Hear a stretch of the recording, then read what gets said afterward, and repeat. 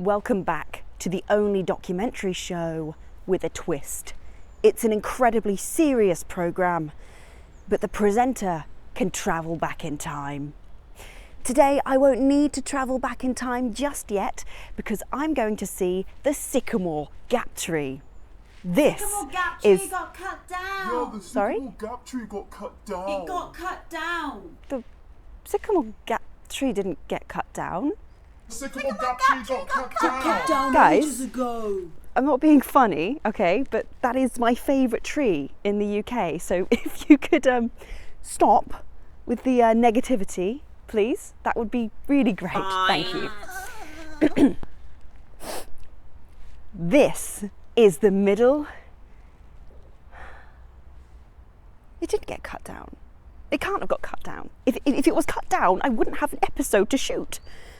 Let's put it like this. If it was cut down, I'd be so upset and so mad that I would probably swear a lot, and that's not good for the show, and I don't want you to see that, quite frankly. So can we just carry on with the shoot, please? Thank you. Right, let's go. Okay. This is the middle of nowhere.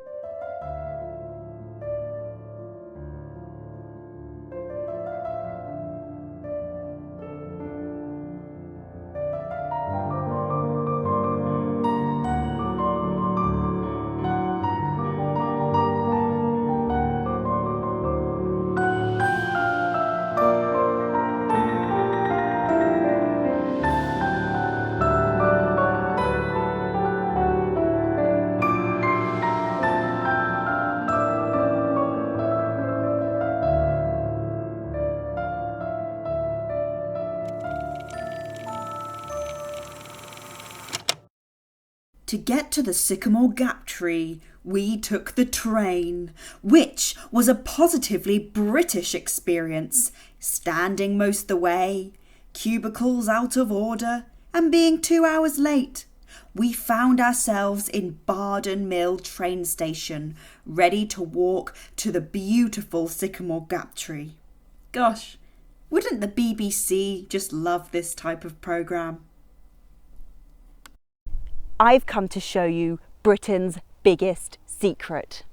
Standing solitary by Hadrian's wall between two small hills is a grand tree that's rooted itself for 300 years.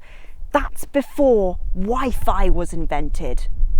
The Northumberland Park says that this spot is the most photographed spot of the park, and what a beauty it is.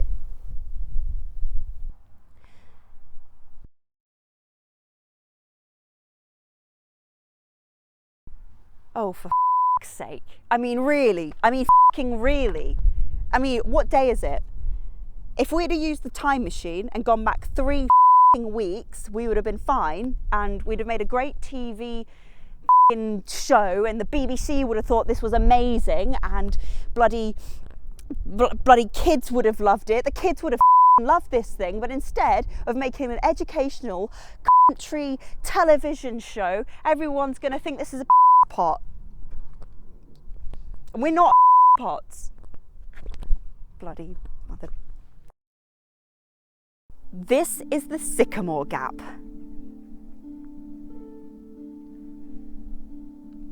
This is the gap. This is the Sycamore Stump Gap. The Sycamore Stump Gap is set in a beautiful location and was used for 1991's Robin Hood, many romantic proposals, and of course, probably a lot of picnics as well. With the power of AI and modern photoshopping skills, I have carefully reconstructed this tree now. This tree was felled recently in an act of alleged vandalism. I spoke to a passerby to find out what they had to say. Why have you come visiting today? Oh, well, I'm quite into sort of British history, and I wanted to come and see Hadrian's Wall, and because Sycamore Gap's been in the news quite a bit recently, I thought I might come see the stump too, what's left of it, and have a look. And I see they've obviously put the sign up, which is quite nice, quite quick work. Yeah, it's a bit smaller than I thought it would be actually, but it's quite a forbidding environment, I guess. Are you sad about the tree getting cut down, or is it like you don't really mind? Yeah, I mean, not particularly. I think there's bigger issues in the world. This tree has recently sort of been put in perspective by other things going on, but I'd rather it have been here. I lived in Newcastle for about 4 years, and I'd never actually come to see Sycamore Gap. I'd always thought about it, but obviously it's not too accessible. It's quite hard to get to, so I never got round to it. And now I have, because it's probably become more popular, more famous since the tree's been cut down, if anything. And I've come to see it. So in a way, maybe the fact that it's been cut down has brought more interest. I probably wouldn't have come otherwise. I spoke to Chris Jones, the Historic Environment Officer for Northumberland National Park, to find out more. If you look at the tree itself, we think it was deliberately planted. It's the tree hasn't got that much ecological value as a sycamore. It's been in this country for hundreds of years. We think it wasn't originally native, but has become so. They're everywhere. So the sycamore itself doesn't have any ecological value other than it's a tree, it's a living thing, it's part of nature. The tree seems to have acquired this huge cultural significance, and quite late on, in recent times, we all talk about Kevin Costner's Robin Hood, Prince of Thieves. How do people perceive the tree? It's such an iconic thing. It's a kind of cultural emblem. It's a symbol of nature. It's really in this, basically it's a glacial meltwater channel. It's millions of years old. As we know, this landscape was formed millions of years ago by ice and fire. You've got the Sill crags and these channels that glacial movement has created. And then there's this tree in this space with Hadrian's wall right beside it.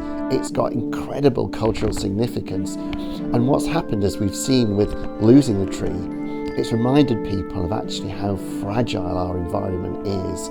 So simple one act can elicit such a huge response, and people suddenly value things when they're gone. So in some ways, the positive thing to take from this awful episode is that how we value nature, what our cultural heritage means to us, and how can we be more careful and protect it and value it going forward. I spoke to Mary Anna Hotter, a broadcast journalist and anthropologist who's written several books about old things in the middle of nowhere. That's pretty cool, right? And she's presented for Time Team. Let's find out what she has to say. I read a comment on social media shortly after the news broke that someone had come and cut down the tree, kind of saying, hang on a minute, we are, losing species. We've got a biodiversity crisis. We've lost thousands of ancient and veteran trees. In Sheffield, they cut down all the street trees. HS2 is like mowing holes through ancient woodlands. Why are we not weeping about all those trees? Each one of them represents the home of thousands of different invertebrates and birds and animals, and we're destroying these habitats. Why are we all weeping over this one blooming tree that wasn't that great and actually is this one survivor of what should be a woodland? The reason it stood out is because it's the only one. It shouldn't be the only one. It should be in a woodland. It's that emotional thing, isn't it? It's the storytelling animal that we are.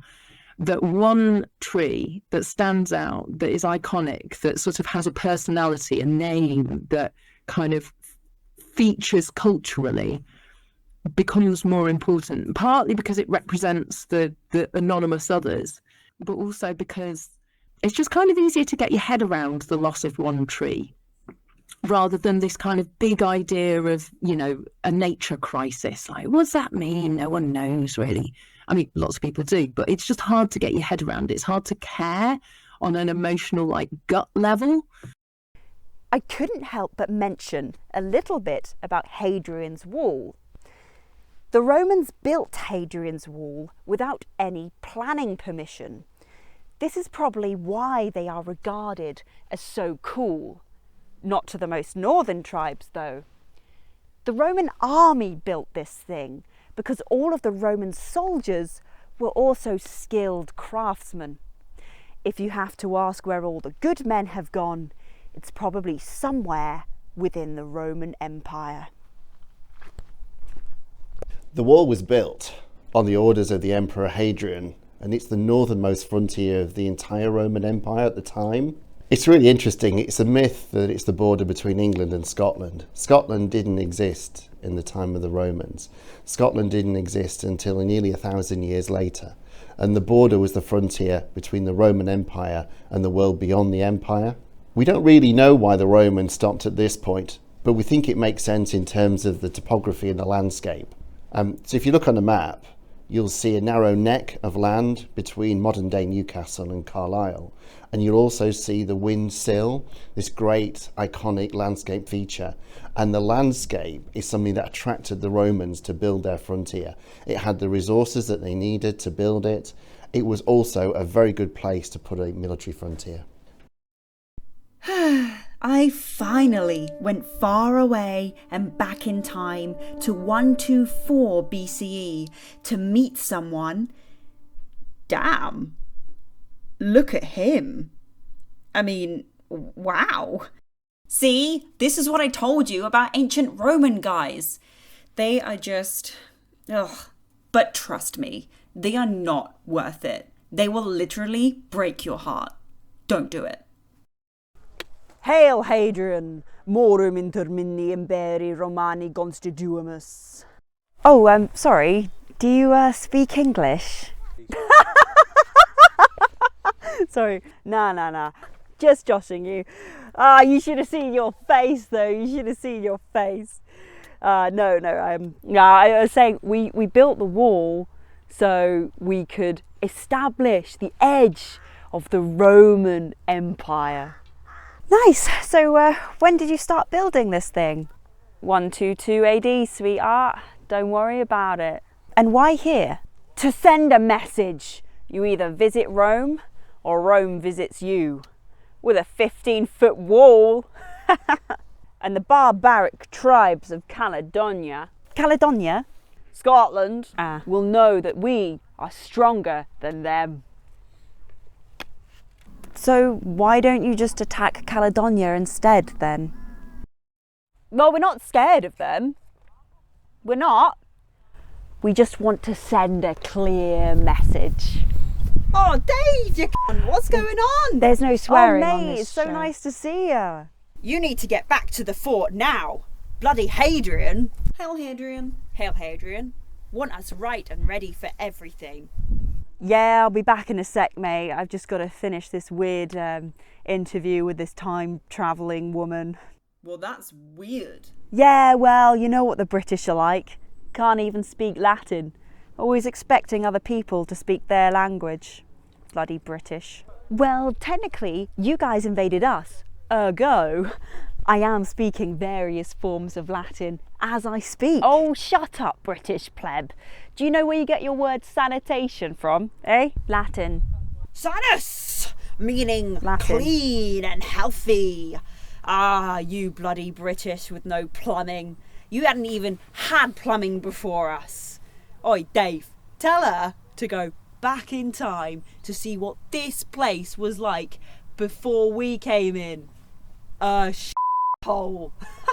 Sorry, there's no swearing on this. I'm a little British woman. Yeah. I don't know what plumbing is or running water. I like to bathe in the streams. Heated water. What's that? Oh God, gosh, are the Romans leaving? Are the Romans leaving? Can't live without them. I have to go in the dark ages. Oh, pity I can't live without a Roman. Is there any chance you could give me a lift back, by the way?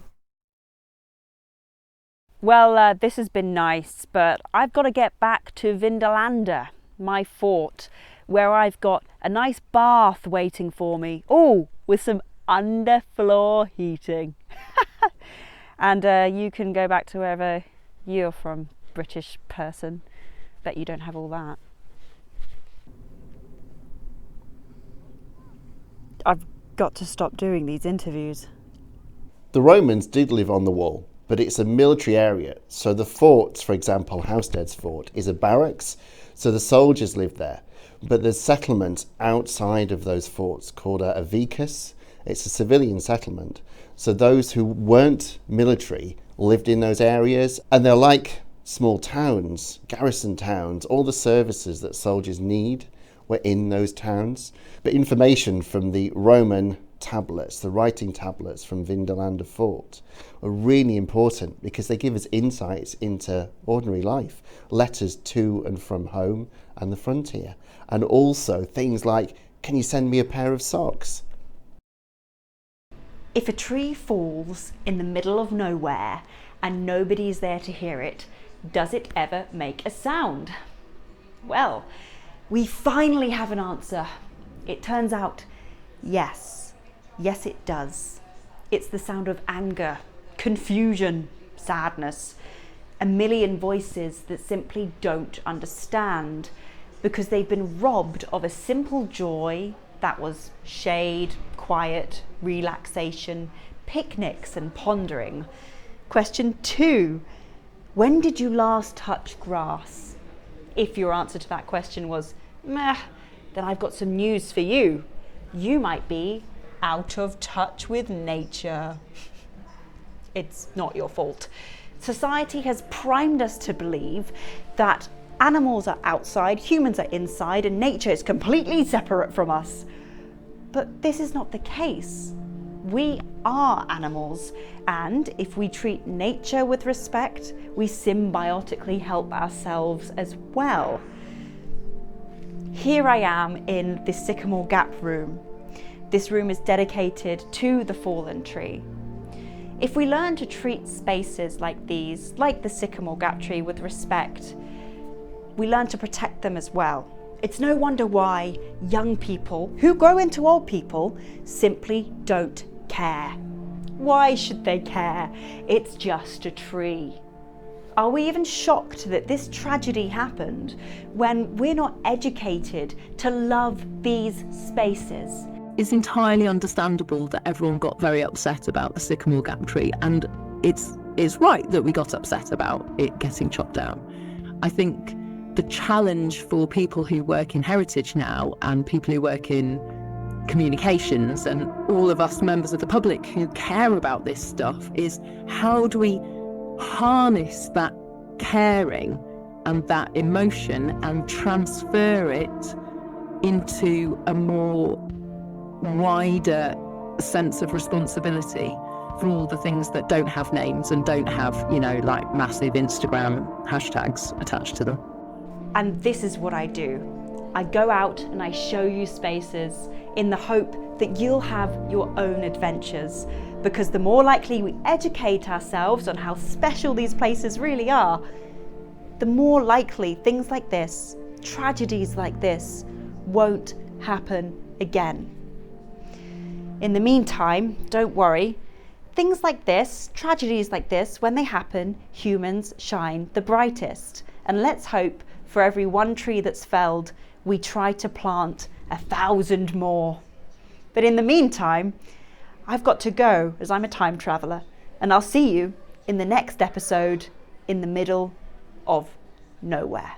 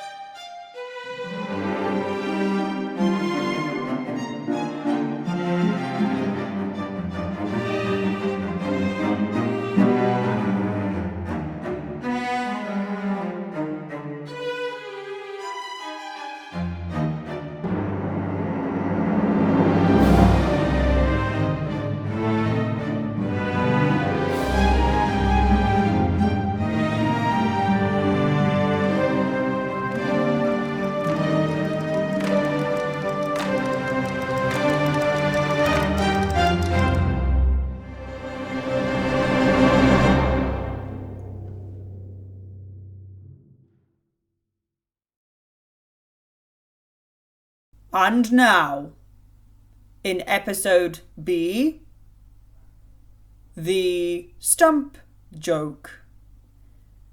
The stump joke. I just wanted to take a closer look at the stump, as this is hundreds of years worth of history that we are seeing, and Oh my god. Oh my god, there's a hole down here that's been revealed. Oh my goodness, I can get my hand in it. It looks like there's a hole. Okay, there's a series of labyrinths down here, guys. I'm pretty sure I can see some sort of entrance to a cave or something.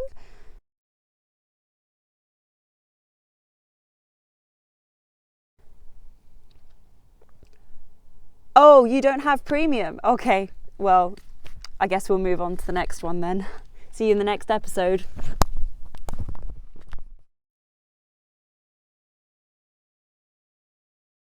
It's pink. But it's pink.